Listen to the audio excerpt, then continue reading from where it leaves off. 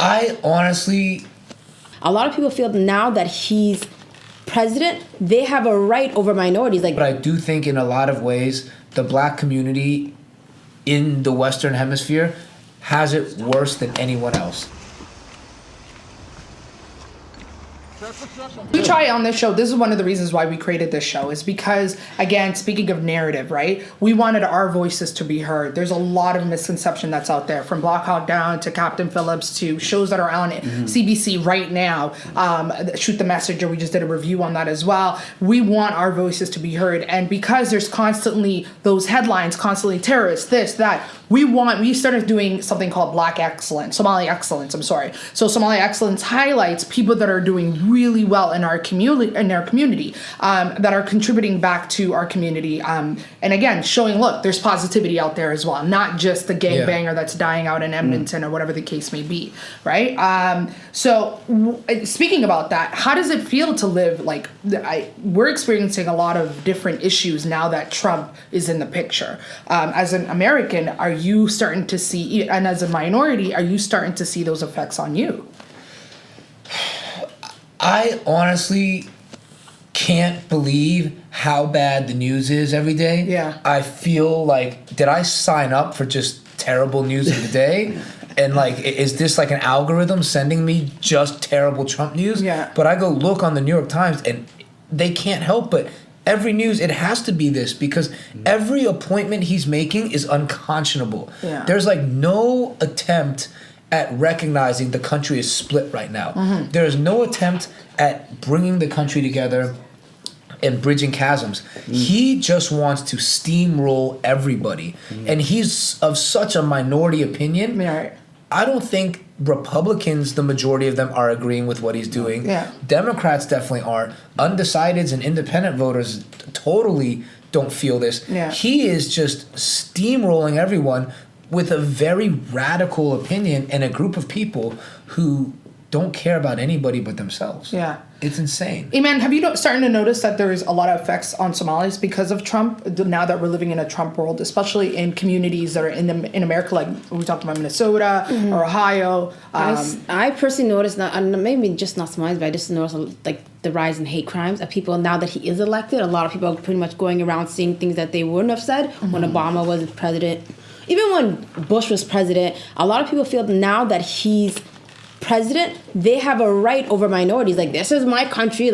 We are Americans. I've seen videos of minorities being spit on. I've seen people being called nigger. I've seen people being told to go home when they're third generation Americans. The KKK was seen outside the day after Trump won, walking across a bridge in North Carolina. I remember seeing the probably video. celebrating. Just celebrating. So I feel a lot of people, what he said, he can't do majority of what he said. If anyone actually crunched numbers, he can't do a lot of what he said, right? What he inspires is scary, right? When you have, and I'm not trying to call Americans dumb, but a majority of people who voted for Trump were undereducated, working low-wage jobs that had an outlet of blaming minorities for, being the hard workers, educated people that they are, right? So this guy's taking my job, he's taking my neighborhood, he's taking my home, this minority. So now what's going to happen is now that Trump is president, it's who's really going to see the benefits. I think it's going to be the 1%ers, the corporately already rich people. Sure, yeah. And then you have he's saying, I'm going to get companies not to, take business out. He can't tell those companies that you can't tell leave. no one You know what I mean? Yeah. You can't tell your friends to take their,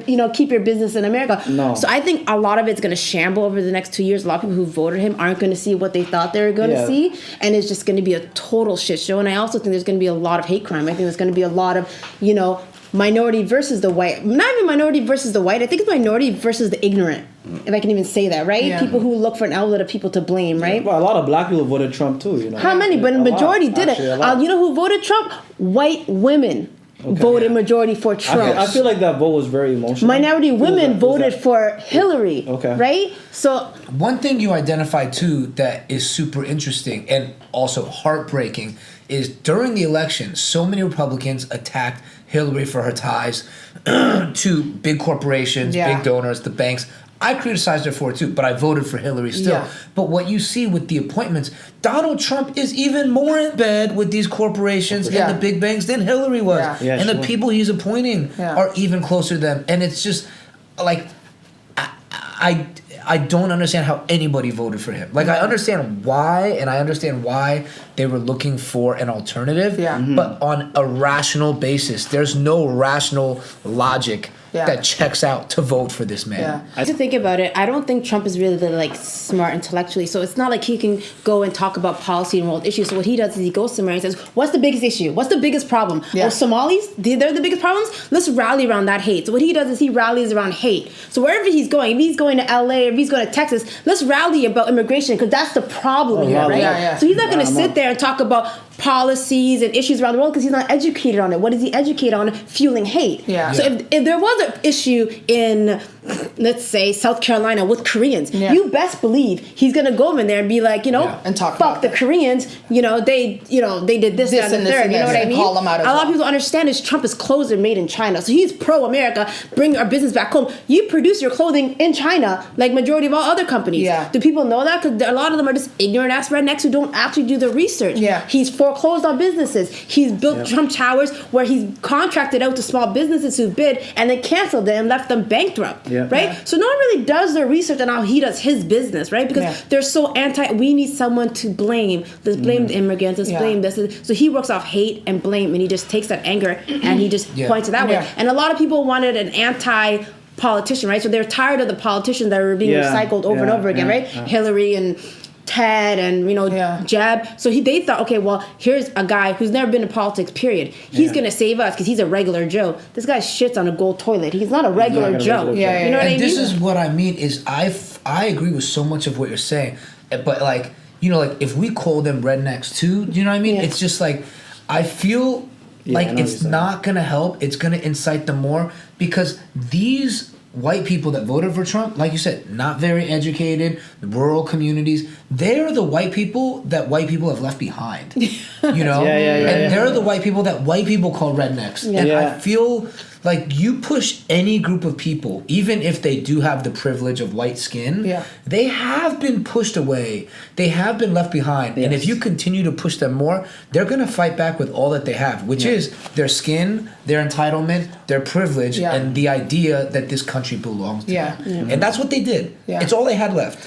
The civil rights movement would not have started or even been accomplished if you were calling them rednecks, this and that. What did Martin Luther King do? He just walked. He made them look bad. What did Malcolm X do? Image, right? You know what I mean? There's two, right? There's the Martin Luther King protest and the Malcolm X. But eventually you get to that point where you're just fed up. You're just really fed up. I think you're totally entitled I'm Tupac to be fed up. Yeah, I think all your feelings is legitimate because like we've been pushed for so long. Somalis, you guys have been pushed even more than me as an Asian American has been pushed. And like I always fight against this idea of a model minority. Everyone has a different struggle. But I do think in a lot of ways the black community in the Western Hemisphere has it worse than anyone else. And like I don't think that is a bad thing to say or recognize. And I feel that people of all races in this world need to have solidarity and recognize why do we continue to beat this community down? Why do we continue to just like present all the wrong messages about it and in a lot of ways leave it behind? And so I have no problem in saying like I think the most oppressed community in the Western Hemisphere or the world is the black community. Okay, so moving along from Trump, it's so depressing to even talk about it. And sometimes when I say like Trump is president, it's a bit of a shock for me. Like I have to almost catch myself and be like, no, he's still running. I'm still holding hope that something's gonna happen, but I don't think it will. An impeachable offense. Yeah. But I don't think there's a silver bullet that's going to save us. I think each one of us has to do the work. I think he'll quit. We're going to have to eat it, man. So I think he'll quit halfway and be like, you know what, this is worth it. You guys are all trash. You're fired. You're fired. You're fired. You're fired. Then he's just going to be like, well, I'm back to work. I make way more money being in the... Yo, you really got his hand gestures and his face. I make way more money on the Trump Towers than I do taking care of you, poverty. So as an Asian American, so I wanted to bring back the conversation to struggles, right?